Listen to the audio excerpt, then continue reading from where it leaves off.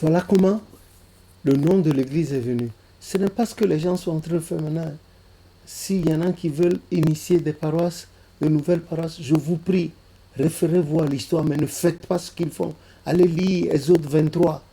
Allez lire Exode 23, c'est pas parce qu'ils sont nombreux à dire c'est comme ça. Non, non, non. Recherchez la vérité. Jérémie 6, 16 et Job 8, 8. Recherchez la vérité et vous la connaîtrez. Que le nom de l'Éternel soit béni. Voilà, j'ai oublié cette partie. Et ensuite, le temps de la prophétie du pèlerinage comment il s'appelle, Euh, Emmanuel Maouillon Gouton, le neveu ressuscité par Dieu à travers les mains de Papa Ochofa, c'est lui qui a prophétisé le pèlerinage. Dans le livre, je vous ai raconté l'histoire. C'est trop long à raconter comment le pèlerinage a été institué, comment ça s'est fait le premier pèlerinage. Les gens racontent qu'il y avait 7 personnes à Beaumenti qui viennent de là. Allez lire l'histoire complète et ça a été raconté par Papa Nyanga. Parce que les autres, Papa Jean Agba aussi, personnel, a dit que eux, ils n'avaient pas encore intégré complètement l'église en ce moment. Ils doutaient parce que chez Ochofa, là, puisqu'ils étaient locataires dans la maison, et quand la chose venait sur les gens, ils faisaient et que pour eux, ça leur rappelle le dent, le fétiche de leur village de Gambier, Sokome.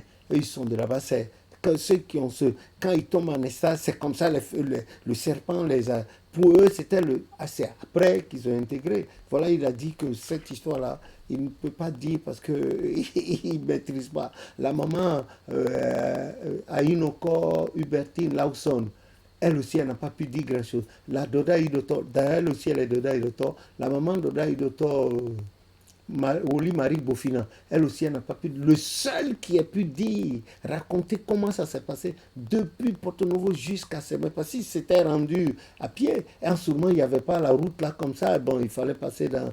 Bon, c'est lui seul, Papa Yanga, qui a raconté cette histoire de premier pèlerinage. Les gens racontent qu'il y avait 7 personnes, il y avait 7. Je vous ai mis dans le livre les noms de ceux qui avaient pris part. Et tout ce qui s'est passé, comment ça s'est passé, et où le colon français leur a collé des espions. Les gens de Porto Novo leur avaient collé des espions, ils sont partis. Et certains espions avaient même accepté le baptême en revenant. Que le nom de l'Éternel soit béni. Donc voilà ce qui s'est passé. On ne peut pas tout dire. Et après, bon, il y a eu d'autres résurrections au Nigeria, un peu partout. Un peu partout, un peu partout. Et l'Église a pris de l'ampleur, etc., etc. Voilà ce qu'on peut vous dire partiellement, partiellement. Mais c'est la Bible. L'Église a le socle, c'est la Bible. La Bible d'abord, c'est vrai, c'est une église de révélation, mais c'est la Bible. C'est la Bible. C'est la Bible. Bon, quant aux vêtements que nous portons, les soutanes, les différents modèles ont été révélés aux prophètes d'abord par Emmanuel Maouillon Gouton, puis par Papa Nyanga. Voilà, il y a plusieurs, il y a des soutanes dont je connais les modèles qui n'existent plus aujourd'hui et je ne veux pas en sortir, surtout la soutane des Woli Doda et Doto. Ça là. Et puis aujourd'hui, on voit les gens, ils cousent des toges comme à l'image des toges. Il y a des toges du prophète qu'ils n'ont jamais vu et je ne veux pas sortir ces modèles, j'ai les photos, tout ça. Parce que je sors maintenant, ils vont se mettre à porter parce qu'il y a de nouvelles choses. Ils ont innové, ils ne tiennent pas compte du soubassement. Voilà pourquoi, bon, voilà ce que je puis sommairement, comment je peux résumer la fondation de l'Église. Bon, et à l'Église, et plus tard, quand Papa Yansouno est rentré de Côte d'Ivoire avec sa femme, vers fin 49, début 50, allez, il a pris son. Lui, la femme, maman Elisabeth Yansouno, avait déjà même commencé à prophétiser avant d'être trempée dans l'eau. Elle a donné plein de prophéties à Ronti-Comé. Et puis, comme Ronti-Comé devenait trop petit, quand Papa Yansouno est rentré de Côte d'Ivoire, il a fait pression sur son frère et ce terrain à Davy a été acheté. En face, là où il y a le collège, là, c'était une grande forêt, un repère de bandits et de divinités bizarres. Et il y avait même une espèce de Golgotha là, dans le prolongement du chemin. Et Papa Yansounou, qui a rencontré les chefs de la pègre qui était là, a dit que son jeune frère vient habiter là. Si jamais il apprend que quelque chose lui arrivait, ils vont voir. Donc, les gens petit à petit, et puis finalement c'est devenu un collège d'enseignement général. C'était une grande forêt. Et pour le prophète, Oshofa était le seul à habiter là. Et après, il y a eu l'achat du terrain. Là où la paroisse mère, le siège suprême de l'église est construite, c'est le politicien Akwiti Suru Migan, qui à l'époque avait des problèmes à l'Assemblée. Il devait aller à l'Assemblée avec son parti, le PRD. Pour l'Assemblée constitutive, il avait besoin de beaucoup de sièges. Et il a fait dire au prophète Oshofa par son ami Adandé Dominique qui était clair dans le service du commandant Henri Filatiro de Guinée, commandant résident. Et l'autre lui a dit d'envoyer 7 bougies. Il a envoyé 7 bougies sur lesquelles le prophète a prié pour lui. Et quand Akwiti est parti, il a eu du monde, il a eu beaucoup de sièges. Et pour prouver sa reconnaissance à Oshofa et à l'église, il a offert le terrain qui est là. Il a offert le terrain. Et puis, le terrain porte le nom, l'acheteur, c'était le nom qui était écrit, c'était Emmanuel Oshofa, jusqu'à présent. Et le nom qui est là-dessus. Ah, et voilà comment on a eu cette partie. Maintenant, l'autre qui reste, c'est dans les années 63, 64, 65, que le prophète a procédé au rachat du terrain qui était derrière. C'est ce qui fait la grande superficie qu'on a maintenant. Sinon, avant, la paroisse mère, c'était un étroit corridor, comme le Japon, c'était étroit, comme le ventre d'un lézard. Voilà comment l'église a été. Mais c'était d'abord dans la cour familiale, là, à Roanticom, et que les gens priaient. Il y avait tellement de monde. Le petit salon que Papa Oshofa avait hérité de son père débordait. Bon, ils ont rapidement construit un gars en feuille de palme au milieu de la cour. Hein, je vous ai rapporté les photos, c'est dans les livres, ils ont construit là. Et jusqu'en ce moment-là, c'est le fauteuil dans lequel le prophète Oshofa s'assied était resté. Je vous ai ramené la photo également. Bon, tout est dans le livre, vous cherchez, vous allez trouver.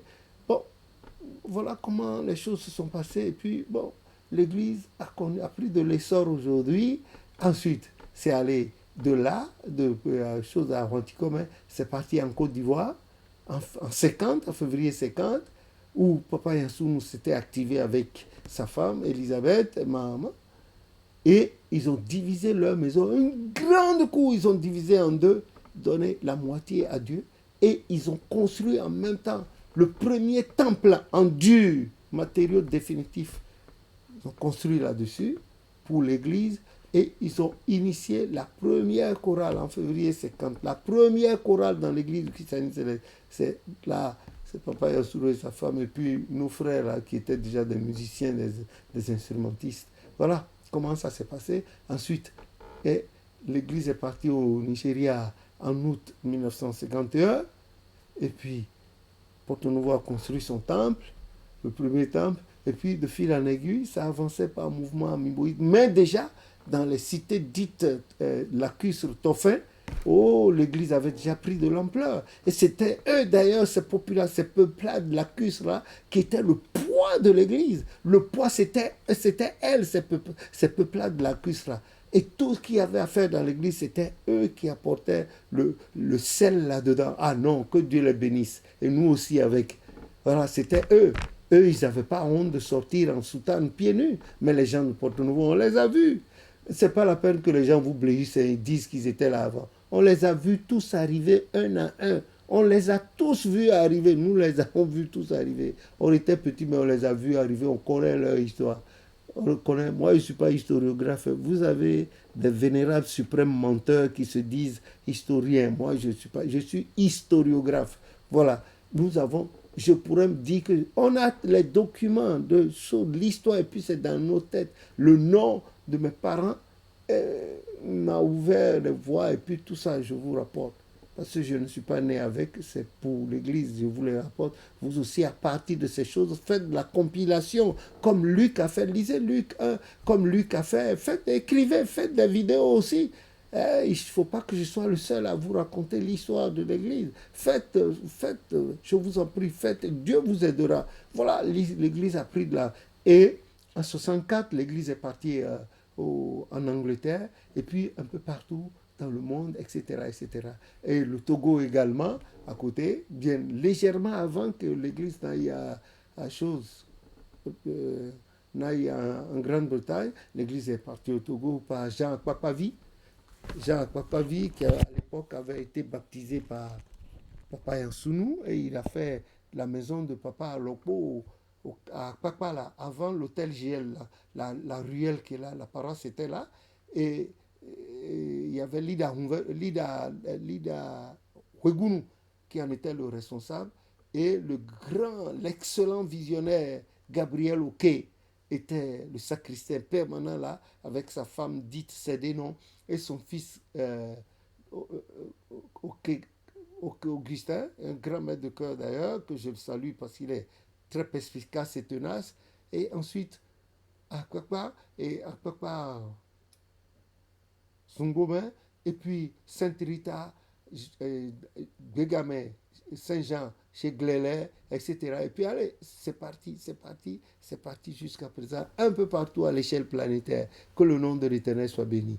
Donc on ne peut pas tout dire. Moi, ça, je ne peux pas tout dire. Je ne peux pas tout dire. Voilà. Et puis le prophète, il a travaillé. Il est resté au Bénin. Il avait un almanach. Son almanach était que à Pâques, il fêtait les Pâques au Nigeria. Il fêtait les Pentecôtes en Côte d'Ivoire et les 24 et 25 décembre à Sémé pour le culte mondial, annuel mondial. Voilà, il a travaillé, il est resté à Porto-Novo pendant 29 ans, il a travaillé, et le mercredi 7 janvier, il a reçu l'ordre de partir du Bénin, il est allé s'installer d'abord à Makoko, il est rentré au Nigeria par Djofin, s'est installé pendant un moment à Makoko, et c'est là où il avait eu le message concernant les mercenaires. Il a averti Kérékou, et il n'y a pas eu pèlerinage en 76. Il a interdit, il n'y a pas eu parce que les mercenaires là devaient venir frapper le Bénin, tuer. Ils voulaient venir selon leur plan au Bénin habillés en soutane comme des chrétiens célestes et tuer parce que le gouvernement d'alors Kérékou était allé vers le bloc Est, c'est-à-dire est devenu marxiste-léniniste, il devait tuer les gens pour, etc. Et comme l'Éternel a averti divinement Papa Ochofa, il a fait parvenir le message au président Kérékou de ce moment-là, qui a pris cette précaution. Et donc, il a suspendu le pèlerinage. Et comme les mercenaires ont vu que leur plan a échoué, les mercenaires, à travers la perte guidée par le mercenaire français Bob Denard, ils appelaient leur opération coup de griffe. Hein? Allez, ils sont venus par l'aéroport de Cotonou, mais mal leur avait pris, hein? Parce que Denard, là, il est parti, bon, il s'amusait à défier ceux qui étaient moins habiles que lui avec des armes. Il est parti en courant, ils ont laissé des armes, des documents sur place. Voilà, c'est là, la place des martyrs à Cotonou. Bon, c'est des événements, que Dieu nous épargne de tout ça, tous les pays de la terre d'ailleurs. Et puis, ils sont partis et le prophète était déjà au Nigeria depuis le mercredi 7 janvier 1976 et ils sont venus faire leur coup le 1er janvier 1977. Et il y a eu de mauvaises langues pour dire que le prophète Oshofa était en parité, était voilà, en complicité avec eux. Que Dieu pardonne à ces gens-là. Que Dieu leur pardonne. Lui, il était déjà au Nigeria un an avant. Et quand est-ce qu'il est revenu? Depuis qu'il a mis pied au Nigeria, il n'est plus jamais revenu. Plus jamais il n'est revenu au Bénin. Lui, il savait qu'il était en mission, mais Dieu ne lui a plus permis de revenir. Voilà pourquoi à sa mort, l'enterré à Imeko à sa mort, le mardi 10 septembre, il est né un mardi 18 mai 1909 à Porto-Novo, et le mardi 10 septembre 1985, Dieu l'a rappelé à Ilupayou Shadrach Hospital à Lagos, Hospital Second à Lagos. Voilà.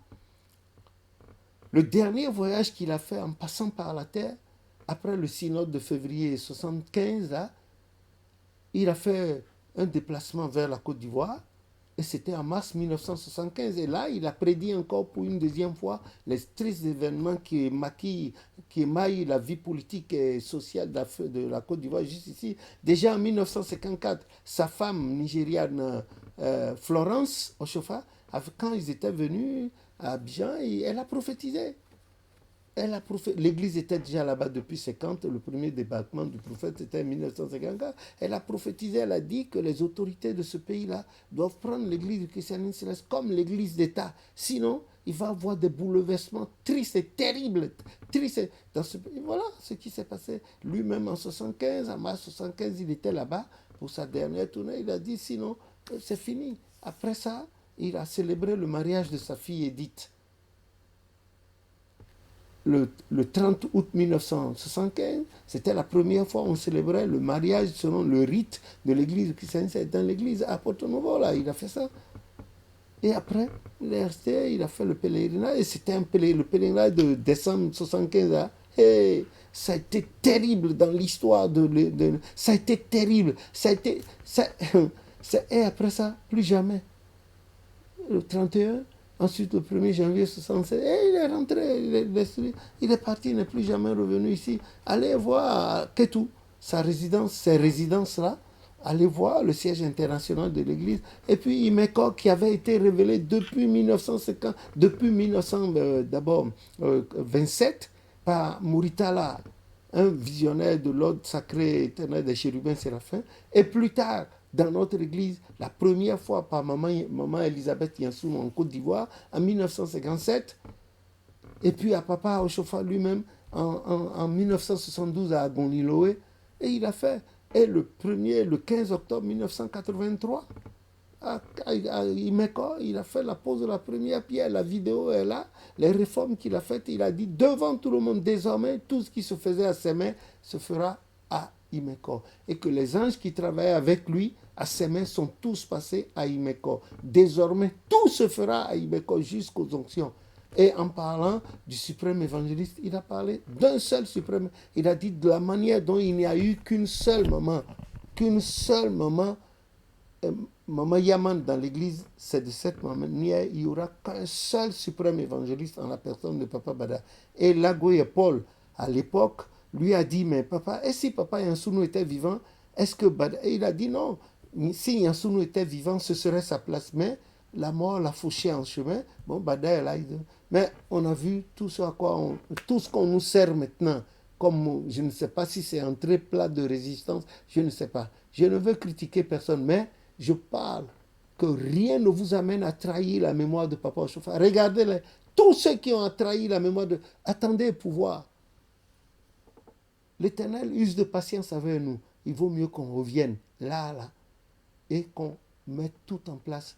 Voilà ce que je puis vous dire sommairement pour l'histoire de... On ne peut pas tout étaler, mais dans les livres, j'essaie de mettre une très très bonne partie. Tout ce qui s'est passé quand Jésus s'est présenté au prophète en 1954 à Makoko, j'ai apporté le témoignage de Maman Yaman, le témoignage de Ditinon, sa femme Christine Oshofa, la mère de notre sœur Edith, et le témoignage de Maman Yansoun, ce qui s'est passé, je vous ai apporté. C'est dans les livres. Tout est avec les détails, tout ce qui s'est passé.